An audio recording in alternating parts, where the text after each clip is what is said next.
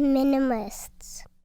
Can you discuss how we should approach the leap between decluttering and simplifying to live a meaningful life or a life with purpose? Yeah. So Leo, let's talk about this. The leap between decluttering and simplifying, so we'll just call it decluttering, to living a life with purpose. So we kind of touched on that a moment ago, because I think here's something that's confusing for folks. They think, well, minimalism, I'm just going to get rid of my stuff, and then all of a sudden it's perpetual bliss. Sure. I'm going to live a manic life of always 10 out of 10 happiness, contentment, joy, pleasure. And that's not my experience, at least. Yeah. You already have over 140 characters, by the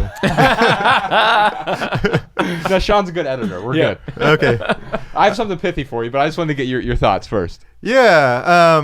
For me, what happened was I used simplifying and decluttering to clear some space to really start to explore what my purpose was. So I didn't have that at first. It wasn't clear. But I had the breathing room now, and I can now start to get closer to myself and what matters to me. Let's talk about what it kind of looked like when you started letting go of some stuff. There's obviously that freeing feeling. You feel lighter.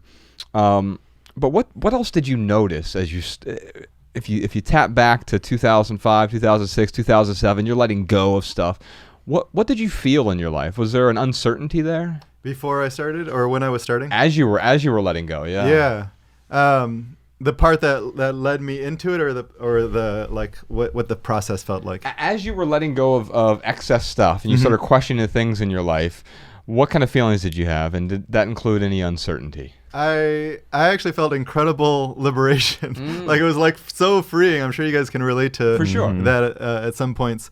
But yeah, I loved it, and I was like, oh, what else can I get rid of? So it was just like this adventure of like, oh, this, and like, let's clear out the whole family room now, and then the other experience, the uncertainty that actually came up for me was around my family, and they're like, whoa, let's put the brakes on a little bit. Right. Don't get rid of my stuff. And I'm like, okay, so let me slow down now and like play with that. So it was the uncertainty.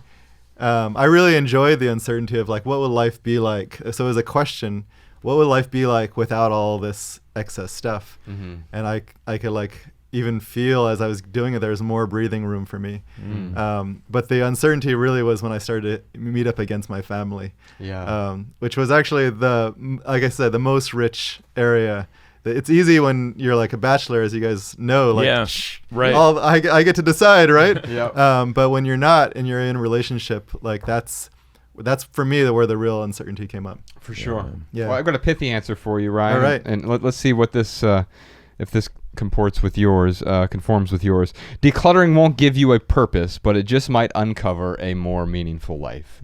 And so that's my tweet-worthy version of what we're talking about here. Ryan, what do you got for us? That's good.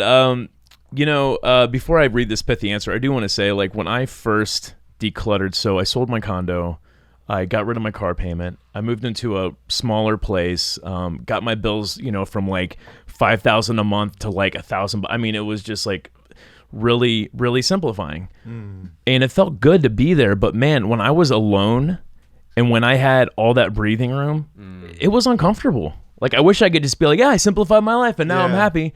But it was this process of really understanding what it meant to me to live a purpose-filled life, to live a meaningful life. And what it really turns out to be is, changing the relationships that I had in my life. Like, that's really where I kind of started getting ideas on what I wanted to do. So my pithy answer is this: to live a purposeful life, surround yourself with purpose-filled people.